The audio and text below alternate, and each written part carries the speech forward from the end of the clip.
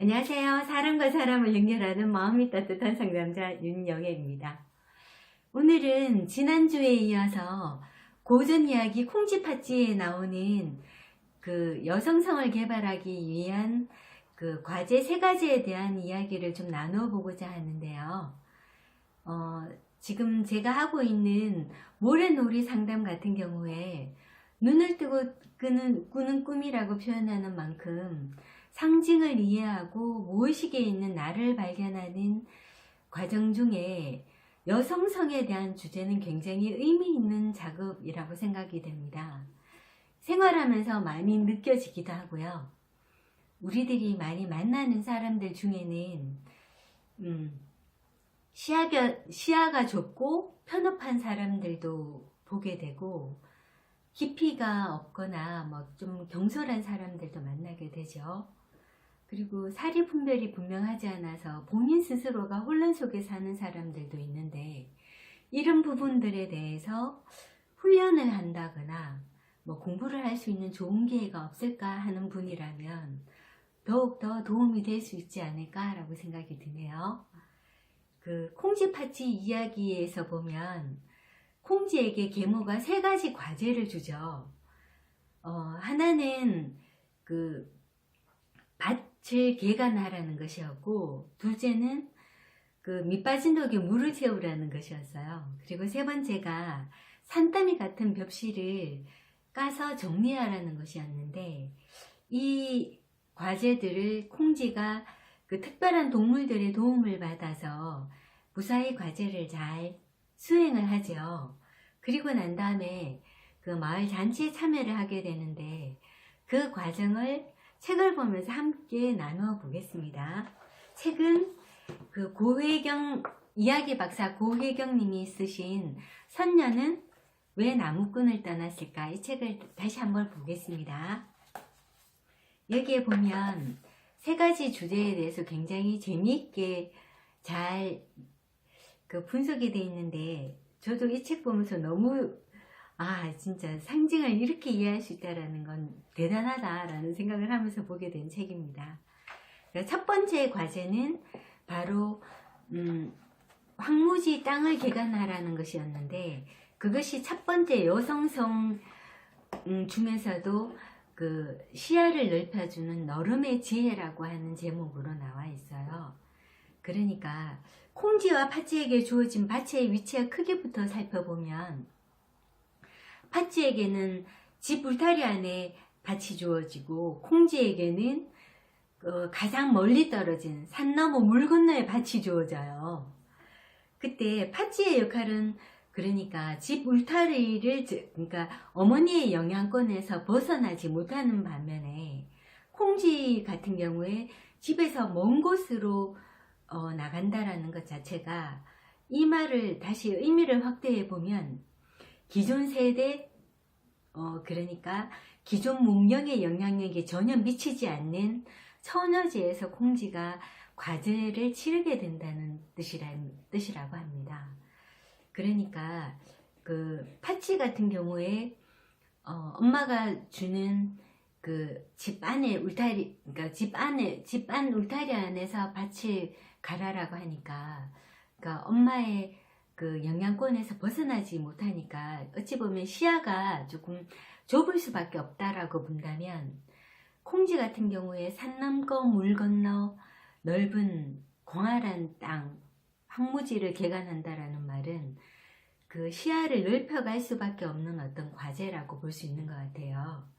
그랬을 때 또 밭을 가는 도구 같은 경우에도 팥쥐에게는 쇠오미를 주어서 밭이 아주 편리하게 갈 수 있도록 도구를 준 것이고, 그런 거에 비해서 콩쥐 같은 경우에는 나무 호미를 받아요. 그러니까 이 나무 호미조차도 일을 시작하자마자 부러져 버려요. 그래서 그 콩쥐에게는 문명의 이기를 이용할 수 없다라는 그런 표현이라고 할 수 있는데, 그러니까 여기에서 콩쥐에게 주어진 그 방식 자체가 자기가 일을 알아서 처리해야 되는 것이죠. 근데 이 밭의 크기에서 그 집 뒷덜이라고 하는 것 자체가 그 팥쥐에게는 가족의 손길이 닿고 감당하기 어렵지 않은 크기라는 뜻이고, 콩쥐에게는 뭐 광활한, 그러니까 그 야성 그 자체라고 볼 수 있다고 하는데요. 광활함이라고 하는 것 자체가 사물을 보는 시각을 뜻한다고 합니다. 그 광활한 시야는 그 부의 상징과도 연결이 되는데, 이 광활한 땅을 통해서 그동안 집안에만 국한되어 있었던 콩쥐의 세계가 그러니까 수평으로 확장된다는 그런 의미가 있다고 합니다. 그 되게 좁은 시야는 불필요한 집착으로 연결되기가 쉽고, 이런 시야를 가진 사람은 좁은 문으로 들어가는 삶이 아니라 좁은 문에 자신을 가두어버리는 삶을 살게 된다고 하거든요. 그런데 그거에 반해서 콩쥐에게 넓은 시야, 그러니까 광활한 땅이 가지고 있는 넓은 시야는 모든 사람이 갖춰야 할 덕목인 동시에 특히 여성에게 또는 주부에게 꼭 필요한 꼭 절실한 부분이라고 할 수 있다고 합니다. 굉장히 공감이 가죠. 자, 그리고 이게 콩쥐에게 이 뭐라고 표현하죠? 광활한 시야를 가진 콩쥐에게 팥이나 그 계모의 어떤 핍박이라든가 힘든 가사, 어려운 환경, 잿구둥이 속에 떨어진 그 자신의 처지 같은 것은 그렇게 크게 다가갈까? 그러니까 오히려 콩쥐에게 열린 새로운 시각이며 이렇게 넓은 세상의 의미를 가진 그 넓은 밭은, 그러니까 콩쥐같이 광활한 넓은 시야를 가지기 위해서는 필연적으로 모험을 해야지만 이런 시야를 갖게 된다는 뜻이라고 합니다. 굉장히 의미심장한 말이라고 생각이 들고요. 자, 두 번째, 콩쥐에게 주어진 과제가 있었죠. 밑 빠진 독에 물을 채우기인데요. 이건 그 여성성의 두 번째 과제로 기품의 지혜라는 제목으로 지금 이 부분이 이야기가 되어 있는데요. 이 밑 빠진 독에 물 채우기 과제 역시 기존의 가치 체계로는 불가능해 보이는 과제잖아요. 이 과제를 콩쥐가 수행해내는 데 있어서 여기 밑 빠진 독에 물 채우기인데, 물이라고 하는 그 의미 자체가 물이 아래로 흘러 낮은 곳으로 임하는 속성이 있고, 그 첫 번째 과제에서 얻었던 그 수평으로의 확장이 아니라 수직으로의 확장, 그러니까 깊이의 탐구가 바로 이 과제가 의미하는 바라고 해요. 예로부터 대부분의 문화권에서 우물에서 물을 길어서 집안에 물을 간직하고 보존하는 역할이 여성의 역할이었고, 특히 부엌에 물을 보존한다는 건 가족들에게는 젖줄과 같은 것이라고 합니다. 그랬을 때 또 동서양을 떠나서 물이라고 하는 그 상징 자체가 지혜의 상징으로 간주된다고 하네요. 그런데 물은 심리학적으로는 무의식과 굉장히 관련이 많아요. 그래서 물을 탐구하려는 사람은 반드시 수심의 정도와 물살의 세기 또는 물 흐름의 특성을 파악해야 하고, 자기 자신의 능력과 한계도 잘 이해해야 한다고 해요. 그렇지 않으면 물에 분해되어서 물거품으로 사라질 위험이 노출되기 때문이라고 하는데요. 그러니까 물이라고 하는 건 굉장히 깊이 있는 무의식과 관련된 지혜, 그러니까 심연의 어떤 의미를 가지고 있다고 하는데요. 여성에게 밑빠진 독의 이미지처럼 가능성만 차고 넘쳐 하나도 형상화되지 않거나 자기 것으로 고이지 않는 심리가 있다고 하는데요. 머릿속에 가능성의 성찬을 차릴 수는 있지만 먹어서 배가 차고 마음이 살찌는 밥상을 차려내지는 못하는 기질이 있다고 합니다. 이 성향의 소유자들일수록 자기가 소화하고 즐길 수 있는 양의 한계를 깨달아서 밑빠진 독에 물을 붓는 것처럼 모든 것이 그냥 새어나가지 않도록 주의를 기울일 필요가 있다고 합니다. 그 콩지의 두 번째 과제의 깊이로의 탐구는 죽음의 세계를 포함하는 깊이를 말한다고 하는데요.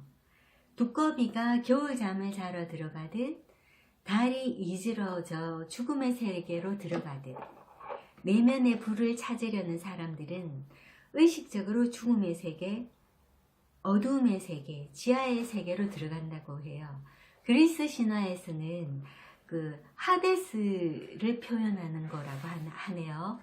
그랬을 때 거듭되는 죽음을 통해서 견고한 자아의 틀을 깨고 넓혀 나가서 점점 더 본질적인 자기를 찾아가는 과정이 바로 그 심연의 그 깊음의 지혜, 그게 결국은 우리가 인생을 살아가는 어떤 방식이 되지 않을까라고 지금 책에서 이야기를 하고 있거든요. 그러니까 이 밑빠진 독에 물을 채우기 위해서 밑으로 향하는 물을 채우는 과제가 콩지의 세계를 수직으로 확장을 시켜서 그 첫 번째 만났던 수평으로의 광활함과는 다르게 그 내면의 세계에서 심연의 광활함을 만날 수 있는 과제라고 할 수 있는데, 두꺼비가 겨울잠을 자기 위해서 지하세계로 들어가듯이 이 심연의 세계는 필연적으로 죽음의 세계, 즉 무의식의 세계와 닿아 있다고 합니다. 깊은 물, 깊은 지혜를 원하는 사람에게 이 세계의 탐험은 필연적이고 삶이란 죽음의 깊이를 요구하기 때문이라고 하는데요. 여기서 지금 계속 죽음이라는 이야기를 하게 되는데, 저희들이 이 세상에 태어나서 죽을 때까지 이 죽음은 한 번뿐인 것 같지만 심리적인 어떤 죽음의 의미는 죽고 다시 태어나고 죽고 다시 태어나고 이런 과정을 여러 번 거쳐서 사람이 확장이 되고 그 어떤 깊이가 확장이 되고 이 사람의 어떤 그 지혜가 확장이 된다라고 할 수 있는 거잖아요. 그렇게 봤을 때 이 죽음 그리고 심연의 깊이, 무의식의 의미는 우리가 사람이 깊이가 깊어지게 지는 데 있어서 필연적인 과정인 것 같습니다. 자, 이번에는 그 여성성의 지혜 세 번째, 분별의 지혜에 대해서 이야기를 하고 있어요. 그러니까 지금 그 콩지에게 있어서 세 번째 과제가 산더미처럼 쌓여져 있는 벽실을 까서 그 가만히 정리를 하는 작업이었거든요. 이 과제 같은 경우에 작은 곡식 알갱이를 가려내서 분류하는 것은 여성 영웅의 여정을 다루는 신화에 굉장히 빈번히 등장하는 과제라고 합니다. 그러니까 푸시케와 에로스 신화에서 보면 푸시케에게 그 아프로디테, 그러니까 예비 시어머니인 아프로디테가 그 푸시케를 시험하기 위해서 그 여러 가지 알곡이 뒤섞인 거대한 곡식 더미를 주면서 종류별로 가려내게 만들거든요. 그 과제라든지 아니면 러시아의 대표적인 여신 바바야가 또한 그 어린 바실리사에게 나쁜 알갱이와 좋은 알갱이를 그 하나하나 가려내라고 하는 그 명을 하게 되거든요. 그러니까 이런 어떤 그 분별해내고 가려내는 작업은 우리 고전에 나오는 이 콩지의 과제뿐만 아니라 세계 여러 나라 신화회에 나오는 어떤 여성성을 길러나가는 하나의 과제로서 자주 등장한다고 합니다. 그랬을 때 지금 가려내기 작업은 대단한 끈기를 요하게 되는데 엄청난 시간과 인내가 필요하고 곡식 껍질을 까는 일 자체가 섬세함과 인내를 요하는 일이므로 여성성의 원리에 속한다고 합니다. 그러니까 하나하나 자세히 들여다보고 일일이 갈아내서 이것저것을 분별하는 것. 그러니까 이런 작업 자체가 여성 영웅의 이야기에 빈번히 등장하는 원인은 또 무엇일까라고 하면서 여기에서 이야기를 하고 있는데요. 심리학적으로 여성들은 분화되지 않는 혼란을 선호하는 경향이 강하고 본능적으로 애매모호함을 좋아하는 기질이 있다고 합니다.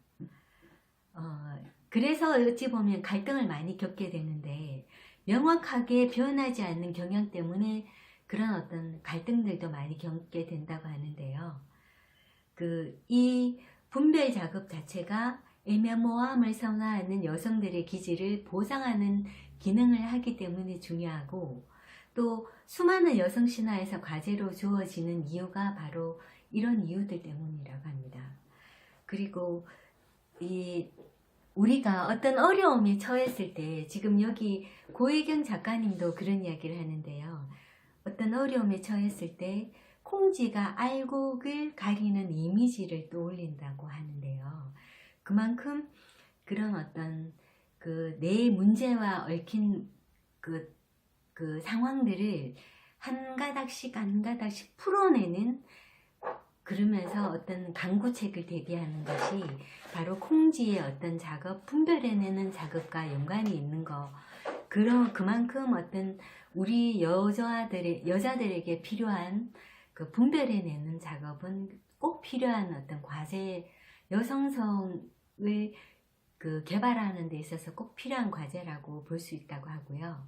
산더미 같이 압도하는 알곡을 하나씩 가려내서 인내를 가지고 각각 해내는 것이 결국은 갈등을 해내는 유일한 해결책이라고 볼 수 있겠죠. 자, 그러면 이 세 가지 과제를 잘 거치는 데 있어서 특별한 동물들의 도움을 받았잖아요. 그 동물들과 콩쥐의 의식과 관련된 이야기를 잠시 하려고 하는데요. 이야기에 등장하는 동물들은 우리가 꿈에서와 마찬가지로 등장인물의 본능이, 동물적인 본능의 세계, 그러니까 우리 꿈에 나타나는 모든 동물과 환경 상황들은 결국은 나를 상징한다고 하거든요. 그랬을 때 동물이 나타내는 의미는 동물적인 우리의 어떤 본능, 그렇게 볼 수 있다고 하는데, 첫 번째 광활한 밭을 갈게 도와준 검은 소가 나오잖아요. 그때 이 검은 소는 비옥한 대지를 상징한다고 하고요. 그리고 끝없이 펼쳐지는 광활한 지평선처럼 콩쥐의 시야를 수평으로 확장해주고, 두 번째 등장하는 두꺼비는 물이 아래로 흐르듯이 지하세계, 죽음의 세계와 깊이라는 수직의 세계로 콩쥐의 의식을 확장하는 데 도와주는 역할을 하죠. 그리고 마지막으로 참새떼가 등장해서 콩쥐의 시야를 창공이라는 위의 세계를 열어주죠. 그랬을 때 넓게 보는 시야를 가르쳐주고, 또 영혼의 깊이에 닿고 난 다음 영의 세계로 시야를 확장해 주는 것이었는데, 가벼움이 미학도 가르쳐주고, 경쾌하고 발랄한 느낌의 단체와 함께 어우러지는 그런 어떤 이야기들도 함께 이 책에서는 나눠주는 부분이 있었는데요.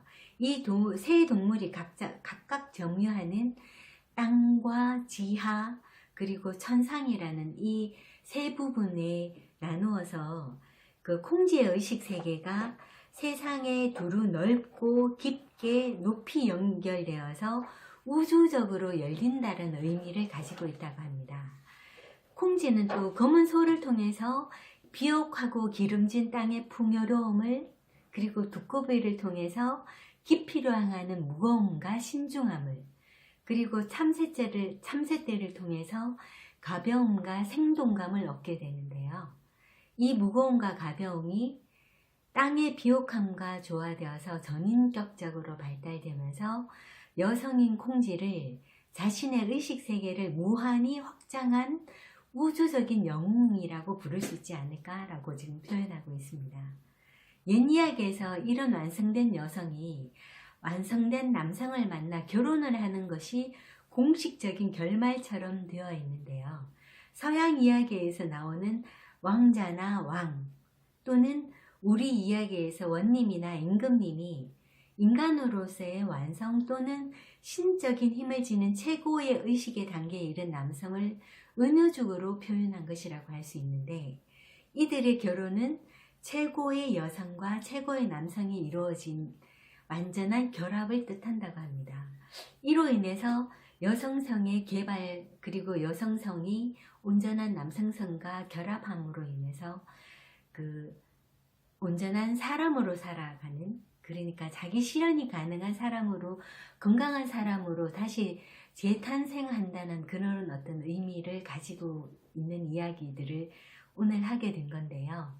이런 이야기들이 여러분들에게 도움이 되었으면 좋겠고요.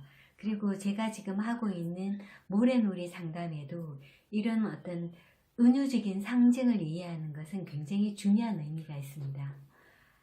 여러분들에게 도움이 됐으면 좋아요, 댓글 달아주시면 감사하겠고요. 그리고 다음 주 한 주 다시 제가 또 다른 준비 영상을 해서 여러분들을 만나겠습니다. 한 주 동안 건강하시고 힘내세요. 감사합니다.